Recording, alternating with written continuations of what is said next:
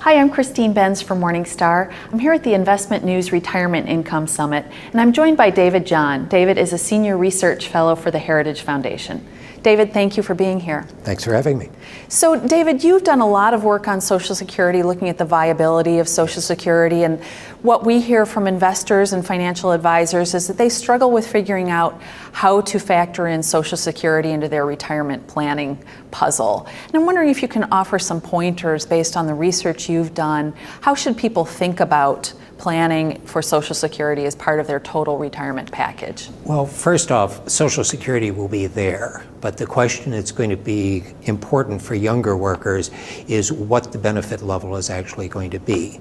Social Security's long-term funding is that it can pay about 3/4 of the benefits that it's promised for younger workers. And these are workers who are probably in their 30s or their 20s or something along that line. The other thing that's going to come about, though, is that increasingly there's going to be an effort to focus Social Security's scarce resources on the people who need it the most.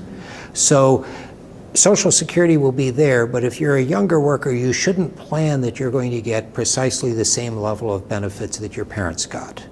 Likewise, the younger you are and the higher your income, the more likely that Social Security benefits are going to be lower than they would be now, because that money is going to be focused down to people who desperately need it, who have no other savings or anything along that line.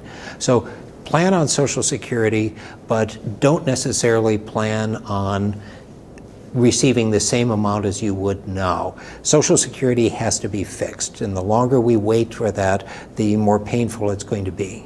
So, David, I know you have said that possibly raising the retirement age for Social Security may be part of the solution in your view. You think that's probably a direction? Yeah. I think that's essential when it comes down to it. And we're seeing this worldwide. It's not just in the United States. We're seeing it in all sorts of countries across the globe. Realistically speaking, for an individual who's reached age 65 to live the same proportion of their lifetime in retirement as they did in 1935, Social Security's retirement age right now would have to be 69 and not 66. And this is only going to increase the pressure. An individual who was born in 2004, male, is going to live 10 years on average longer than a male who was born in 1950. If a female will live 9 years longer. So people are living longer, and for the most part, they're healthier. And that simply means that we're going to have to raise the retirement age. So it sounds like a takeaway is if you are a younger, higher income worker, save more just in case that Social Security safety net is not quite what you might think it would be. Absolutely. And the key thing, no matter what, is Social Security is a foundation. The only way you're going to have the same level of retirement security that your parents and grandparents had is by saving early and regularly. If you don't save early and regularly, you can expect to have deep trouble as you get older. Okay, thank you, David. Interesting insights. We appreciate it. Thanks a lot. Thanks for watching. I'm Christine Benz for Morningstar.com.